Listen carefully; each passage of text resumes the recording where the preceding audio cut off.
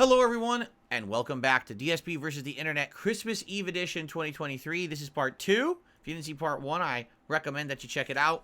Some interesting stuff there. We just watched a whole video about Christmas traditional foods from all over the world. That was pretty good. We have a few more Ultra member submissions to get through, and then we're going to get to that randomized playlist of the standard members.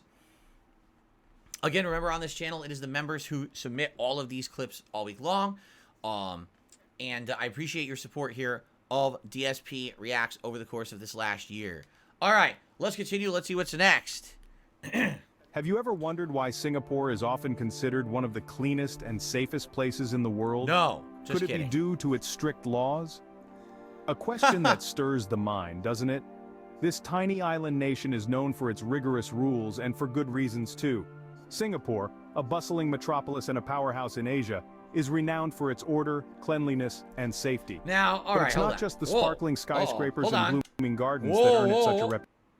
This thing was super delayed. Did you see that? It wasn't working. That was bad. All right, hold on.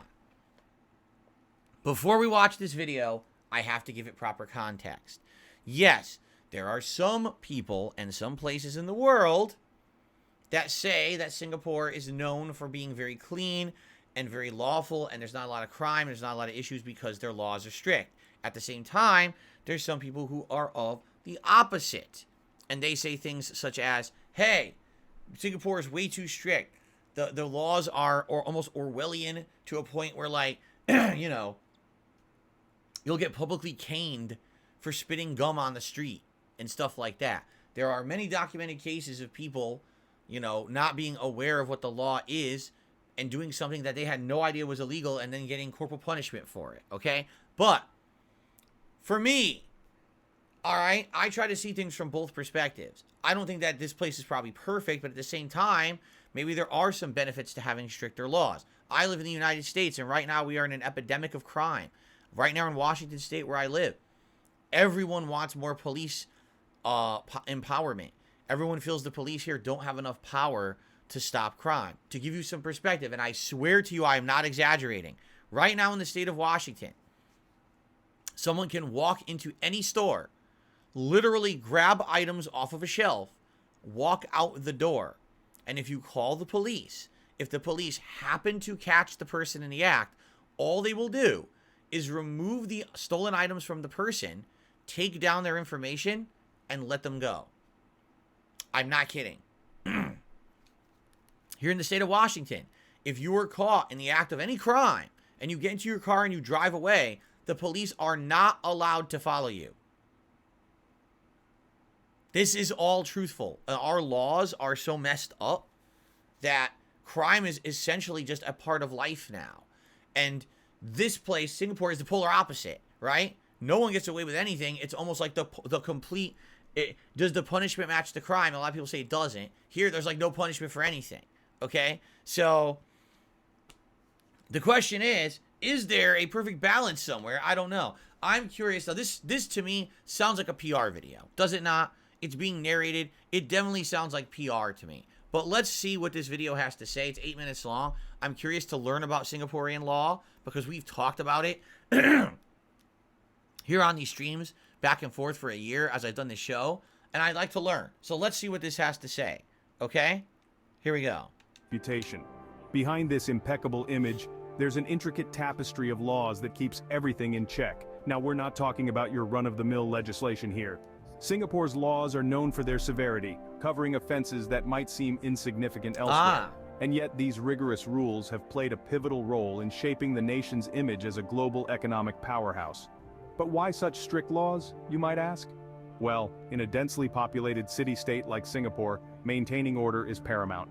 These laws are designed to ensure harmony, respect for public spaces, and more importantly, to uphold the societal values that Singapore prides itself on.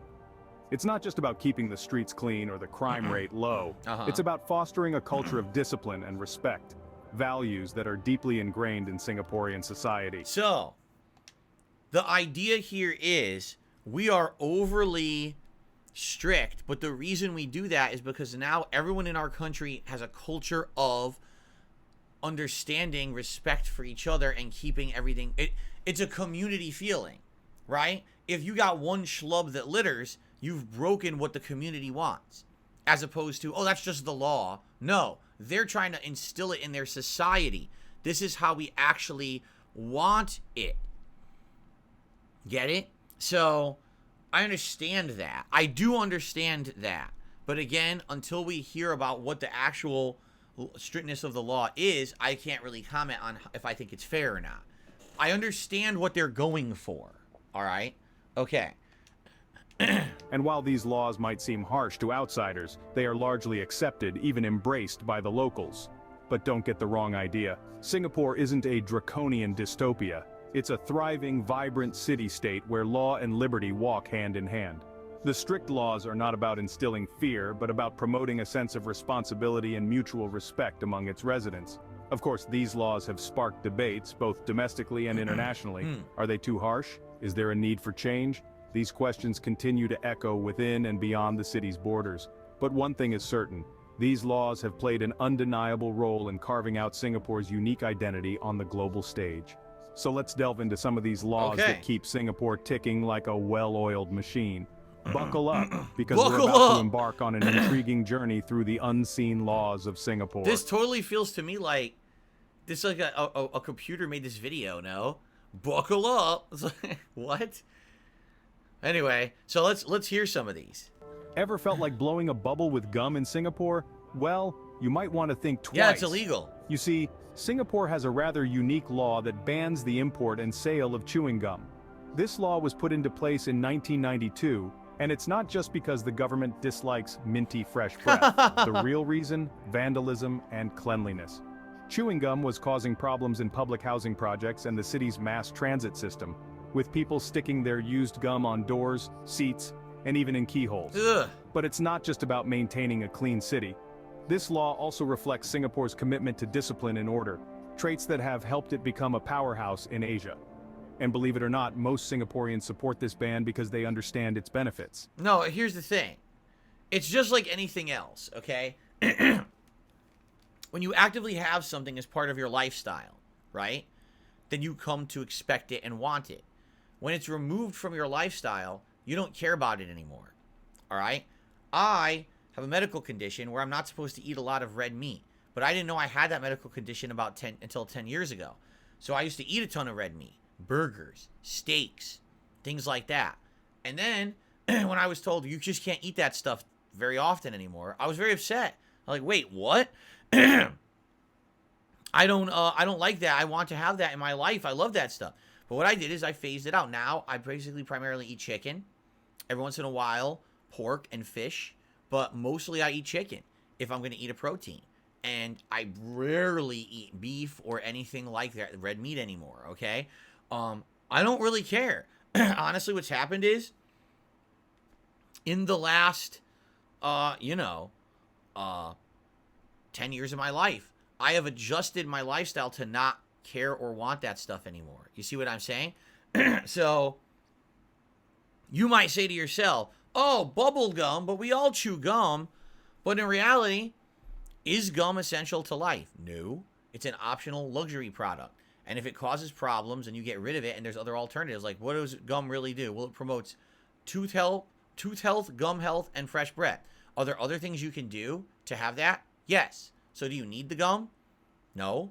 But it's a luxury product. If you trusted the people enough to be responsible to not do those awful things with the gum, then they should have it, right?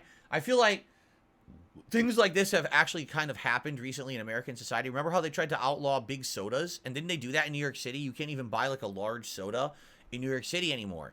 Because they say, oh, it's unhealthy for you. No one should be buying soda that large or whatever, right? And so they do things like that here too. But when that happens, boom, immediately there's big backlash against it in the United States. That who's the government to tell us what's good or bad for us? We should be making the judgments for ourselves and judge, But the problem is, are most people responsible? Or are they not?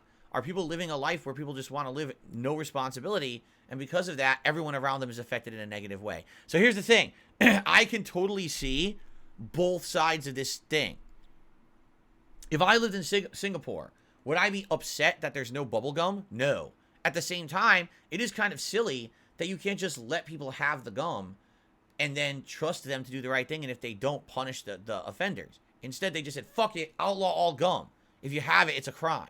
Now, how do they punish gum? Are they going to say that? That's what I want to hear. How do they punish you if you have gum? Let's see if they bring that up.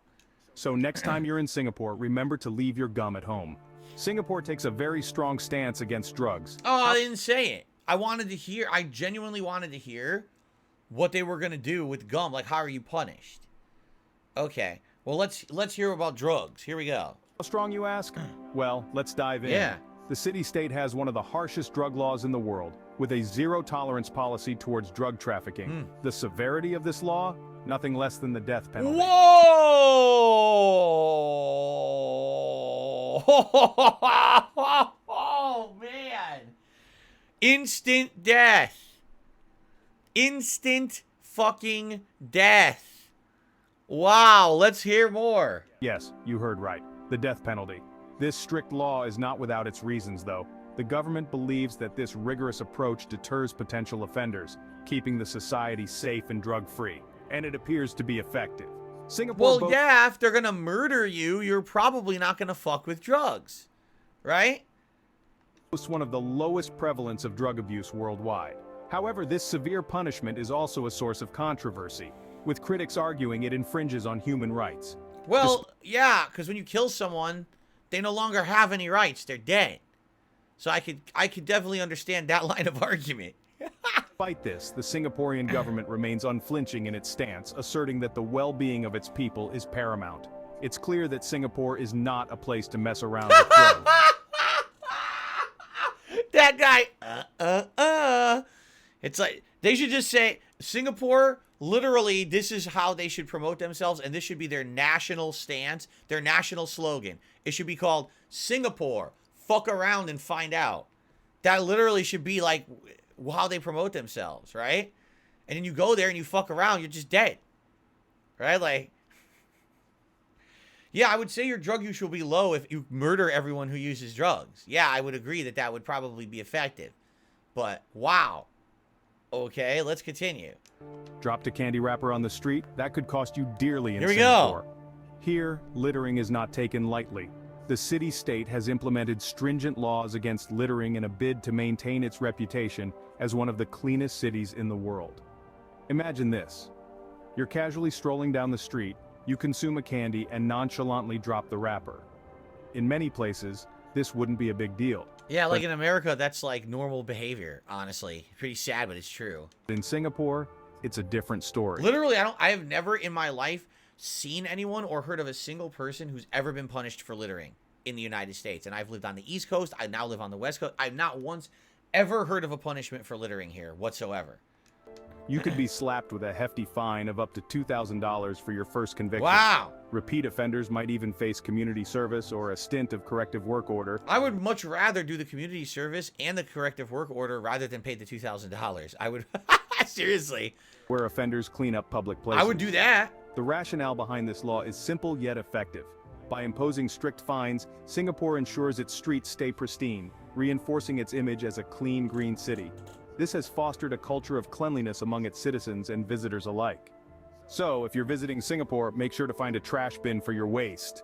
Got a spray can and a rebellious spirit? Singapore is not the place for you. No graffiti. Oh man, what's the punishment for this one? They chop your hands off? Here, vandalism is taken very seriously. The law against vandalism in Singapore is strict and may include caning as a punishment. There's the corporal punishment, the public caning, the public embarrassment, right?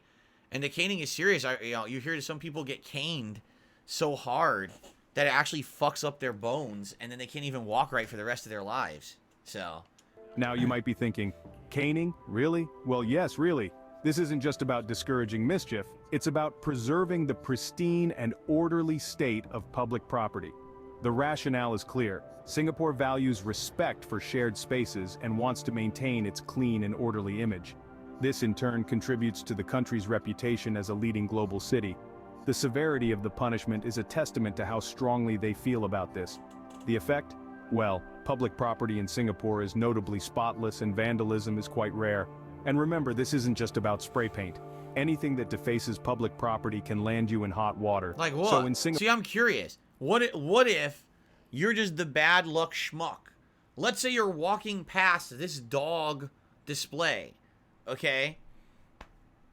And you lean against it, and accidentally, completely inadvertently, it breaks, and all of a sudden a dog topples over, right?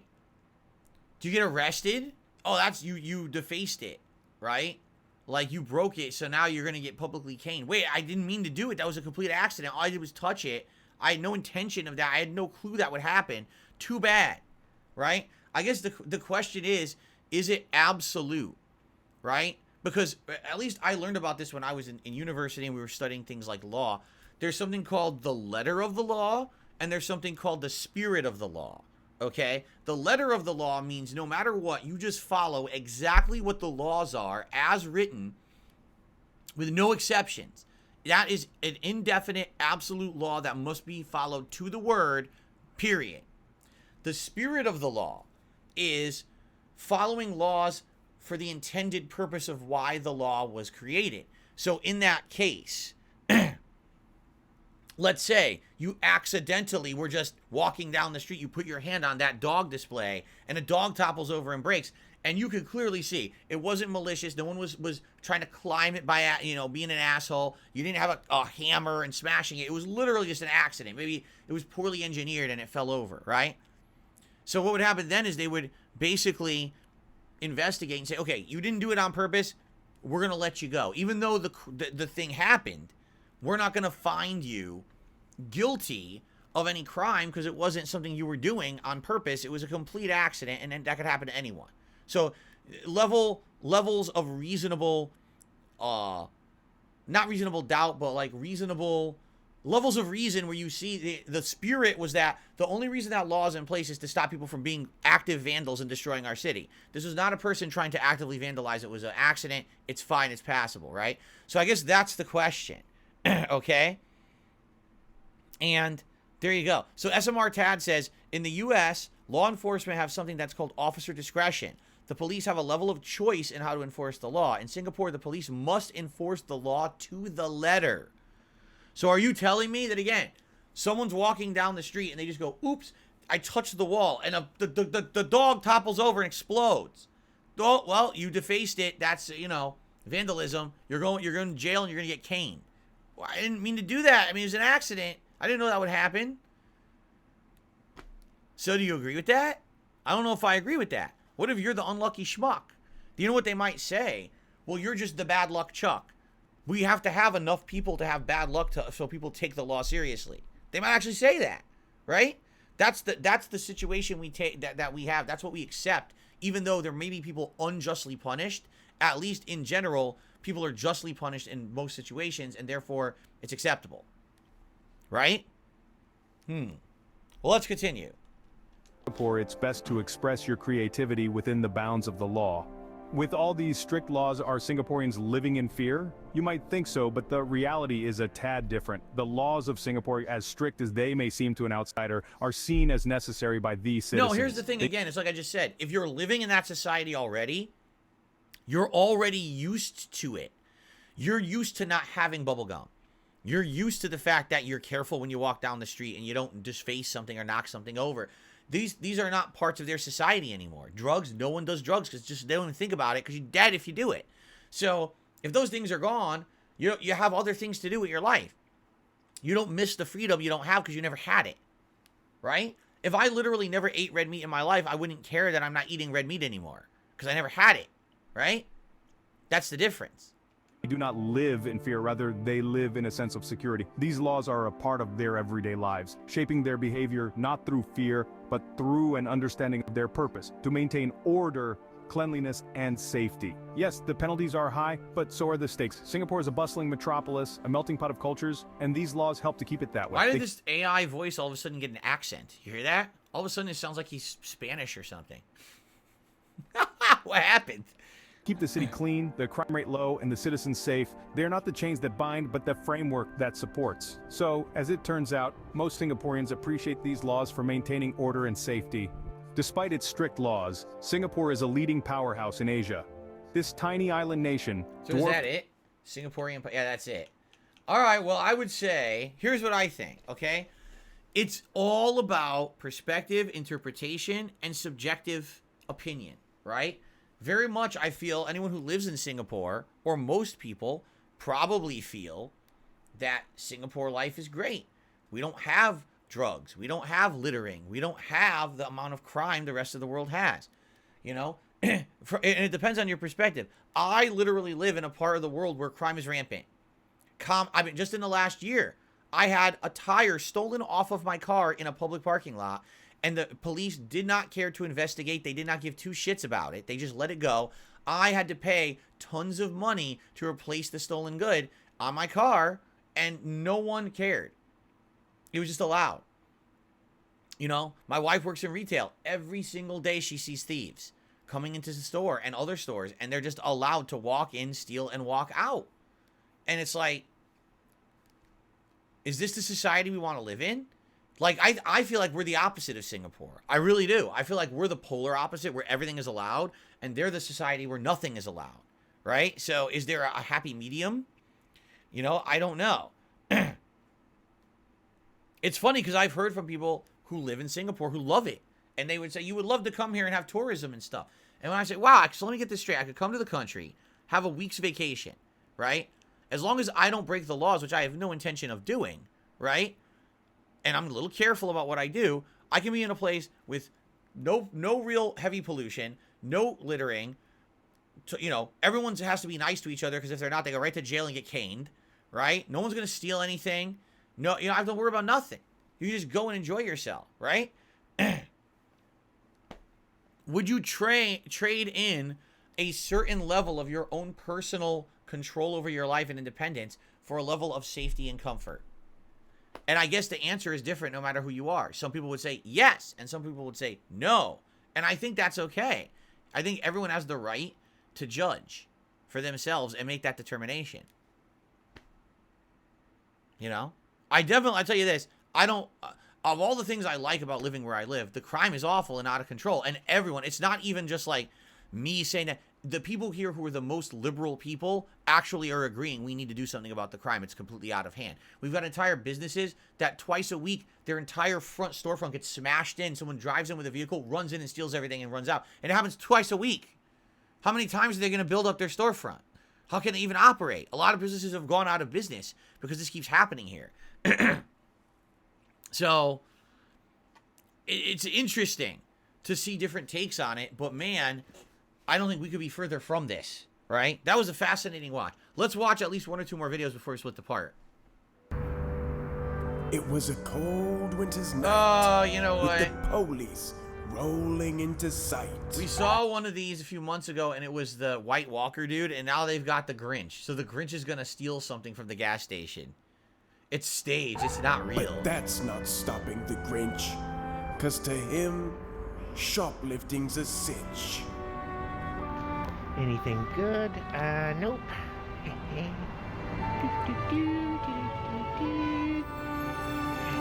Hey, good. Yes, not the Grinch. What do we have here? Ooh, the good stuff.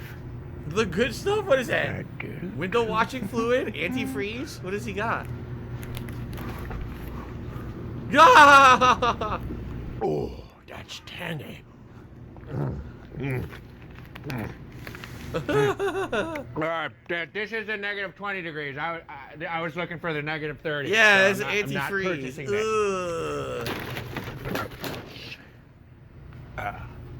Don't worry about it, I'll get it. Okay. Let's see. Boop-a-dee-bee. Ooh. He's trying to sound like Jim Carrey. Listen to his voice. He's trying to sound like Jim Carrey.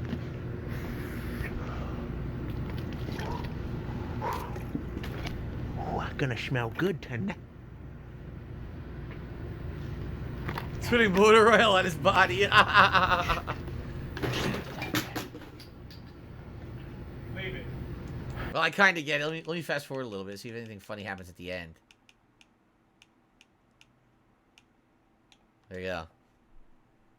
Have a good one. Woo! That was a close call.